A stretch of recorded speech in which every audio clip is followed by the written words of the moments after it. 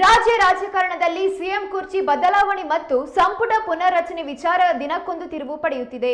ಇದರ ಬೆನ್ನಲ್ಲೇ ಸಾಗರ ವಿಧಾನಸಭಾ ಕ್ಷೇತ್ರದ ಶಾಸಕ ಗೋಪಾಲಕೃಷ್ಣ ಬೇಳೂರು ಮಾಧ್ಯಮಗಳಿಗೆ ಪ್ರತಿಕ್ರಿಯೆ ನೀಡಿದ್ದು, ಸಿಎಂ ಕದನದ ಗೊಂದಲವನ್ನ ರಾಹುಲ್ ಗಾಂಧಿ ಬಗೆಹರಿಸಲಿದ್ದಾರೆ. ಬಗೆಹರಿಸದಿದ್ದರೆ ಪಕ್ಷಕ್ಕೆ ಹೊಡೆತ ಬೀಳಲಿದೆ. ಇವತ್ತು ಅಥವಾ ನಾಳೆ ಎಲ್ಲ ಸಮಸ್ಯೆ ಬಗೆಹರಿಯುತ್ತದೆ ಎಂದರು. ಸಚಿವ ಸಂಪುಟ ವಿಸ್ತರಣೆಯೂ ಆಗಲಿದೆ, ಪುನರ್ರಚನೆಯೂ ಆಗಲಿದೆ. ಏನೇ ಆದರೂ ಬೇಗ ಆಗಲಿ ಎಂದ ಅವರು, ಮಂತ್ರಿ ಲಾಬಿ ಮಾಡಿಯಾಗಿದೆ, ಇನ್ನು ಎಷ್ಟು ಜನರ ಕೈಕಾಲು ಹಿಡಿಯೋದು? ನಾನು ಕಾಂಗ್ರೆಸ್ನ ನಿಷ್ಠಾವಂತ ಕಾರ್ಯಕರ್ತನಾಗಿದ್ದೇನೆ. ಆದಷ್ಟು ಬೇಗ ಬಗೆಹರಿಸಿ. ಹಿರಿಯ ನಾಯಕರಿಗೂ ಅವಕಾಶ ಕೊಡುವ ಆಸೆಯಲ್ಲಿದೆ. ಮಧು ಬಂಗಾರಪ್ಪನವರೇ ನನಗೆ ಮಂತ್ರಿ ಸ್ಥಾನ ಕೊಡಲಿ ಎಂದಿದ್ದಾರೆ.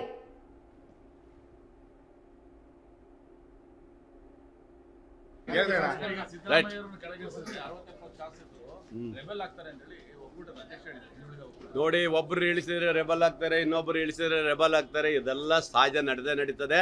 ಇದೆಲ್ಲ ಊಹಾಪೋಹಗಳು ನಡೀತದೆ. ಇದು ಯಾವುದೂ ನಡಿಲಿಕ್ಕಿಲ್ಲ.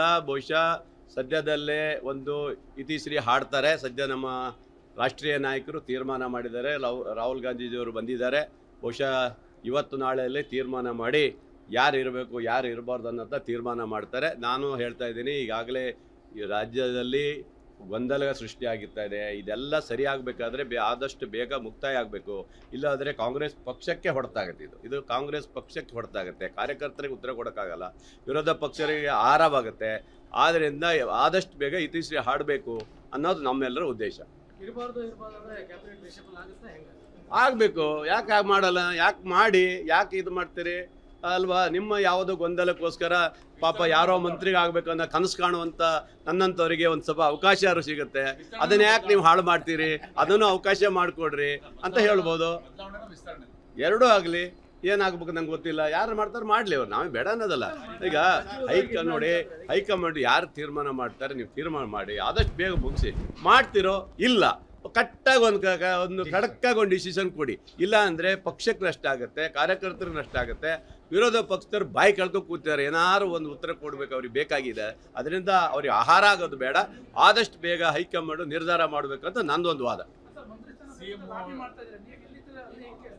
ಯಾರು ಏನು ಲಾಬಿ ಮಾಡಬೇಕು?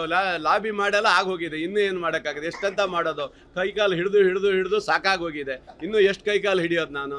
ಹಾಗಾಗಿ ಆದಷ್ಟು ಮಾಡಿ ಬಂದಿದ್ದೀನಿ. ಹಣೆ ಬರ ದೇವರ ಆಶೀರ್ವಾದ ಇದ್ದರೆ ಖಂಡಿತ ಆಗತ್ತೆ ಅಷ್ಟೇ. ಅದ್ರ ಬಗ್ಗೆ ನಾನು ತಲೆ ಕೆಡ್ಸ್ಕೊಳ್ಳೋಕೆ ಹೋಗೋದಿಲ್ಲ. ನಾನೊಬ್ಬ ನಿಷ್ಠಾವಂತ ಕಾಂಗ್ರೆಸ್ ಕಾರ್ಯಕರ್ತ ಆಗಿ, ಕಾಂಗ್ರೆಸ್ MLA ಆಗಿ ಎಲ್ಲ ಹೇಳಿದ್ದೀನಿ ಅಷ್ಟೇ. ಇರುತ್ತೆ ಇವೆಲ್ಲ ಗೊಂದಲಗಳು ಸೃಷ್ಟಿ ಆಗೋದು ಬೇಡ ಅಂತ ನಾನು ಅದಕ್ಕೆ ಹೇಳ್ತಾ ಇದ್ದೇನೆ. ನಾನು ರಾಷ್ಟ್ರೀಯ ನಾಯಕರಿಗೆ ಕೈ ಮುಗಿದು ಕೇಳೋದು ಇಷ್ಟೇ, ಸ್ವಾಮಿ ಆದಷ್ಟು ಬೇಗ ಈ ಗೊಂದಲವನ್ನು ಬಗೆಹರಿಸಿ. ಇಲ್ಲ ಅಂದರೆ ಪಕ್ಷಕ್ಕೆ ಹಾನಿ ಆಗುತ್ತೆ ಅನ್ನೋದು ಮಾತನ್ನು ಇವತ್ತು ನಾನು ಹೇಳ್ತಾ ಇದ್ದೀವಿ. ಪಾಪ ಎಲ್ಲರೂ ಒಳ್ಳೆಯ ರೀತಿಯಲ್ಲಿ ಹೇಳಿದ್ದಾರೆ. ಗೋಪಾಲಕೃಷ್ಣ ನಿಮ್ಗೊಂದು ಅವಕಾಶ ಕೊಡಬೇಕಂತೆಲ್ಲ ಹೇಳಿದ್ದಾರೆ. ಪಾಪ ಅದು ನನ್ನ ಬಗ್ಗೆ ಎಲ್ಲ ಮಂತ್ರಿಗಳಿಗೆ ಭಾಳ ಇಷ್ಟ, ನಮ್ಮ ಮುಖ್ಯಮಂತ್ರಿಗಳಿಗೆ ಇಷ್ಟ, ಉಪಮುಖ್ಯಮಂತ್ರಿಗಳಿಗೆ ಇಷ್ಟ, ಎಲ್ಲರಿಗೂ ಇಷ್ಟಪ್ಪ. ಹೇಳ್ಯಾರ. ಆಮೇಲೆ ಏನೋ ನನಗೆ ಗೊತ್ತಿಲ್ಲ, ಒಟ್ಟು ಹೇಳಿದ್ದಾರೆ. ಮತ್ತೆ ಮೊದಲನೇರೇ ಹೇಳಿರ್ಬೇಕಾದ್ರೆ ಇನ್ನೇನು ಬೇಕು ಹೇಳ್ರಿ?